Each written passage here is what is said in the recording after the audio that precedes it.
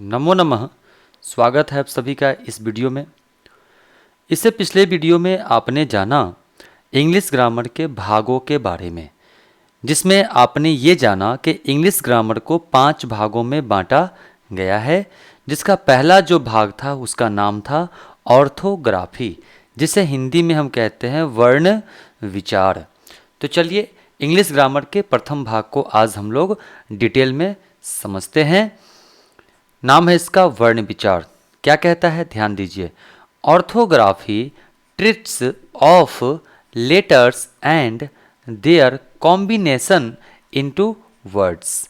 कहता है कि orthography treats of letters and there combination into words, अर्थात ऑर्थोग्राफी यानी कि वर्ण विचार जो है अक्षरों एवं शब्दों में उनके मेल मतलब मिलना या संयोग का वर्णन करता है कि अक्षर या शब्द कैसे मिलते हैं और उनका संयोग कैसे होता है, कैसे मेल होता है। इस सब के बारे में हम लोग क्या करेंगे, इसमें जानेंगे। ठीक है, तो यहाँ पे हम सबसे पहले चर्चा करेंगे अब अंग्रेजी वर्णमाला में कुल अल्फ़ाबेट यानी अक्षर जो होते हैं, लेटर जो होते हैं, वो कितने होते हैं? 26 होते हैं। ठीक है, 26 अक्षर यानी लेटर्स होते हैं।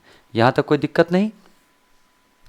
जैसे यहाँ पे आपने बचपन से ही पढ़ा होगा ABCDE डॉट डॉट कहाँ तक, जेड तक आपने पढ़ा होगा। कुल कितने, ए से लेके जेड तक में कितने हैं? 26 लेटर होते हैं। चलिए अब समझते हैं कि लेटर्स को 2 भागों में बांटा गया है, एक आपका वॉवेल्स और एक आपका कॉन्सोनेंट्स। ठीक है, वॉवेल्स को हिंदी में कहते हैं स्वर और कॉन्सोनेंट्स को हिंदी में कहते हैं व्यंजन। ठीक है, अब यहाँ पे स्वर कौन कौन होते हैं? तो A, E, I, O, U याद रखना है आपको। 5 वॉवेल होते हैं, अर्थात 5 स्वर होते हैं इंग्लिश में, अर्थात अंग्रेजी में। कौन कौन? A, E, I, O, U।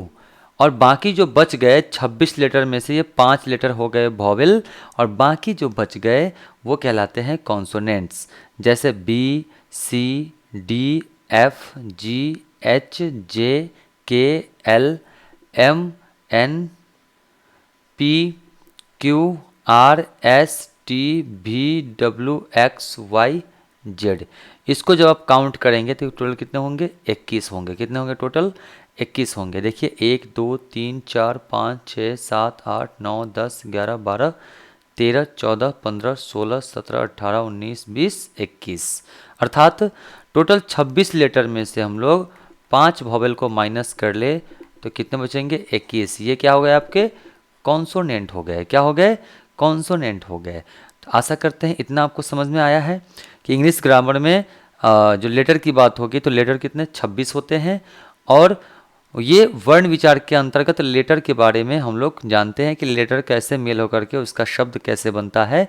इन सब चीज़ों के बारे में इसमें हम लोग अध्ययन करेंगे। चलिए अब समझते हैं कि ये लेटर क्या होते हैं, वॉवेल क्या होते हैं और कॉन्सोनेंट क्या होते हैं। तो ध्यान दीजिए, लेटर सबसे पहले समझते हैं लेटर के बारे में हम लोग। A letter is a mark. Mark का मतलब होता है चिन्ह, यानी चिन्ह जो है, अक्षर जो है, a letter is a mark. अक्षर जो है एक क्या है? चिन्ह है। एक क्या है? चिन्ह है। विच stands for a simple sound.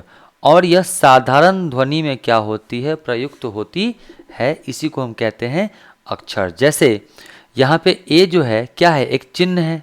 ए क्या है? एक चिन्ह है। और बाद में जानेंगे कि लेटर होता है।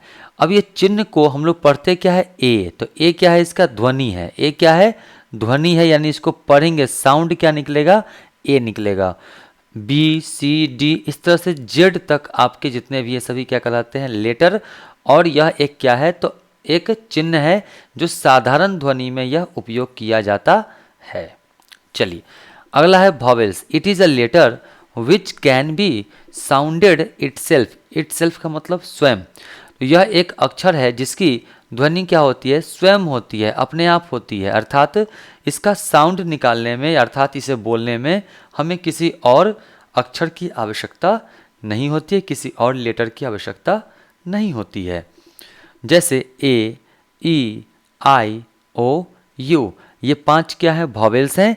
इसे उच्चारण करने में, इसका उच्चारण करने में, इसे बोलने में हमें किसी भी अन्य वर्ण की आवश्यकता नहीं होती है, अन्य किसी लेटर की आवश्यकता नहीं होती है।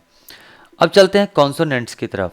It is a letter which can't be properly sounded without the help of a vowel. It is a letter which can't be properly sounded without the help of a vowel. अर्थात यह एक अक्षर है, इट इज़ अ लेटर, यह एक अक्षर है विच, जो बिना स्वर की सहायता से, जो बिना स्वर की सहायता से, यह है ना, without the help of a vowel, बिना किसी स्वर की सहायता से, बिना किसी वॉवेल की सहायता से ठीक ठीक ध्वनि नहीं हो पाती, अर्थात नहीं हो सकता, उसे हम क्या कहते हैं, कॉन्सोनेंट। यानी कॉन्सोनेंट्स का उच्चारण करने के लिए हमें किसकी आवश्यकता होती है, वॉवेल की। किसकी, वॉवेल की होती है। बोलिए, किसकी, वॉवेल की होती है। ठीक है, वॉवेल क्या हुआ, जो बिना किसी अन्य अक्षरों के सहायता से ही क्या होते हैं, उच्चारण किए जाते हैं। और कॉन्सोनेंट क्या हुए, जो वॉवेल के सहायता से उच्चारण किए जाते हैं। जैसे यहाँ पर देखिए बी, बोलिए बी, बी में क्या है, ई, तो यहाँ देखिए वॉवेल क्या है, ई।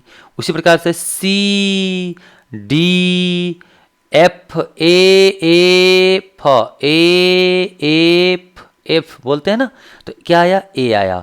उसी प्रकार से जी, जी में क्या, एच, फिर एच, ई आया, एच में क्या, ए च, ए च, तो यहाँ पे क्या आया, ए आया। ठीक है, तो समझ रहे हैं, यानी कि जिसका उच्चारण हम स्वर की सहायता से करते हैं, वॉवेल की सहायता से करते हैं, उसे हम क्या कहते हैं, कॉन्सोनेंट्स कहते हैं।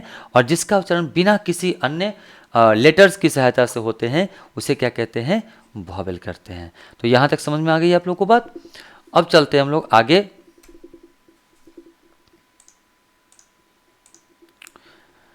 अगला जो है हम लोग जानेंगे क्लासिफिकेशन ऑफ कॉन्सोनेंट्स के बारे में, जो कि अब आपको बहुत जल्द आपके समीप यह प्रस्तुत हो जाएगा वीडियो।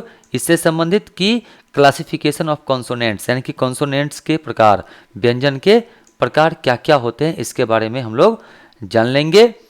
और इससे जुड़ी कौन कौन सी बातें होती, सारी बातों को हम लोग जान लेंगे। Thanks for watching. मिलते हैं फिर अगले वीडियो में, तब तक के लिए जय मां शारदे, जय श्री राम, जय हिंद, जय भारत, वंदे मातरम।